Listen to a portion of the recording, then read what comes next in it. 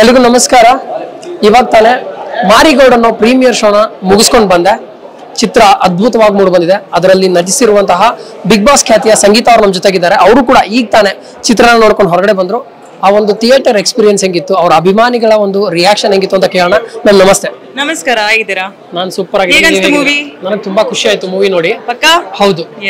ಮೊದಲನೇದಾಗಿ ನಿಮ್ಗೆ ಕೇಳ್ಬೇಕಾಗಿರೋದು ಏನಂದ್ರೆ, ಆ ಅಭಿಮಾನಿಗಳ ಕೇಕೆ ಸಿಳ್ಳೆ ನನಗೆ ತುಂಬಾ ಕೇಳಿಸ್ತಾ ಇತ್ತು. ಇದು ಪ್ರೀಮಿಯರ್ ಶೋ, ಯಾರು ಯೂಶುವಲಿ ಈ ತರ ಒಂದು ಸಿಳ್ಳೆ ಕೇಕೆ ಎಲ್ಲ ಹೊಡೆಯಲ್ಲ, ಕಾಮ ಕುತ್ಕೊಂಡು ನೋಡ್ತಿರ್ತಾರೆ. ಎಷ್ಟು ಖುಷಿ ಅನಿಸ್ತು? ನಂಗೆ ತುಂಬಾ ಖುಷಿ ಆಯ್ತು. ನಂಗೆ ಅನ್ಎಕ್ಸ್ಪೆಕ್ಟೆಡ್ ಇತ್ತು. ನಾನು ಒಂದ್ಸತಿ ಹಿಂಗಾಗ್ಬಿಟ್ಟೆ, ಲೈಕ್ ನಂಗೆ ನಾಚಿಕೆ ಶುರು ಆಗ್ಬಿಡ್ತು. ಯಾಕಂದ್ರೆ ಇದು ಯಾವತ್ತೂ ನಾನು ನೋಡಿಲ್ಲ ಲೈಫಲ್ಲಿ. ಬಟ್ ಒಂಥರ ಪ್ರೌಡ್ ಮೂಮೆಂಟ್, ಬಿಕಾಸ್ ಈ ತರ ಒಂದು ಪ್ರೀತಿ ಸಂಪಾದನೆ ಆಗಿದೆ ಅಂದ್ರೆ I have to thank Bigg Boss. ಇಲ್ಲಾಂದ್ರೆ ಜನರಿಗೆ ಗೊತ್ತೇ ಆಗ್ತಿರ್ಲಿಲ್ಲ ಹೀಗಿದ್ದು ಇದೆ ಅಂತ. ಈ ತರ ಪ್ರೀತಿ ನಂಗೆ ಸಿಗೋದು ಚಾನ್ಸ್ ಇರ್ಲಿಲ್ಲ. ಸೊ ಖುಷಿ ಆಗ್ತಿತ್ತು ನಂಗೆ. ಓಕೆ, ನಿಮ್ಗೆ ನನ್ನ ಪ್ರಕಾರ ಅದ್ರಲ್ಲಿ ಒಂದ್ ಸ್ವಲ್ಪ ಚಬ್ಜಿಬಿಯ ಕಾಣಿಸ್ಕೊಳ್ತೀರಾ. ಇವಾಗ ಸ್ವಲ್ಪ ಫಿಟ್ ಆಗಿದ್ದೀರಾ ಅಂತ ಅನ್ಸುತ್ತೆ. ಯಾವ ಸಂಗೀತ ಇಷ್ಟ? ಅಲ್ಲ ಇಲ್ಲ, ನಂಗೆ ಸಂಗೀತ ಇಷ್ಟ. ಸಂಗೀತ ಅಷ್ಟೇ. ಓಕೆ, ಇನ್ನೊಂದು ಕ್ವಶನ್. ಡೈಲಾಗ್ಗಳು ಮಾತ್ರ ನಮ್ಮನ್ನ ಅಲ್ಲೇ ಹಿಡಿದಿಡುತ್ತೆ. ಪ್ರತಿಯೊಂದು ಡೈಲಾಗು ಒಂದು ಅದರಲ್ಲಿ ಡೈಲಾಗ್ ಬರುತ್ತೆ, ಸಂಪಾದನೆ ಸಂಭಾವನೆ ಅಂತ. ಸೊ ಆ ತರ ಡೈಲಾಗ್ ನಮ್ಗೆ ಹಿಡಿದಿಡುತ್ತೆ. ಒಂದಿಷ್ಟು ಫನ್ ಆಗಿದೆ. ಡೈಲಾಗ್ಗಳು ಎಷ್ಟು ಮಜಾ ಕೊಡ್ತು ಅಂತ.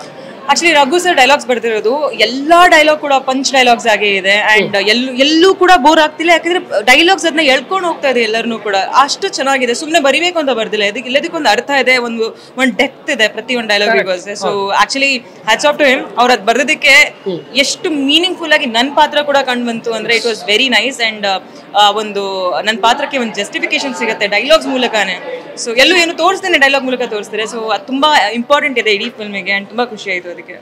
ಬಿಗ್ ಬಾಸ್ ಮನೆಯಲ್ಲಿ ಇದ್ದಾಗ 100% ಸಪೋರ್ಟ್ ಮಾಡಿ ಕಿಚ್ಚ ಸುದೀಪ್ ಸರ್ ಹತ್ರ ಬಂದು ನಿಲ್ಲೋ ತರ ಮಾಡಿದ್ರು ಅಭಿಮಾನಿಗಳು. ಈಗ ಚಿತ್ರ ಬಿಡುಗಡೆ ಆಗಿದೆ. ನಿಮ್ಮ ಅಭಿಮಾನಿಗಳಿಗೆ ಏನ್ ಹೇಳ್ತೀವಿ? ಬಿಗ್ ಬಾಸ್ ಅಲ್ಲಿ ನನ್ನ ಎಷ್ಟು ಜನ ಹೊರಗಡೆ ಕೂತ್ಕೊಂಡು ನಿಂತ್ಕೊಂಡು ಅಲ್ಲಿ ಇಲ್ಲಿ ಹೋರಾಟ ಮಾಡ್ಕೊಂಡು ನಂಗೆ ಸಪೋರ್ಟ್ ಮಾಡಿದ್ರು.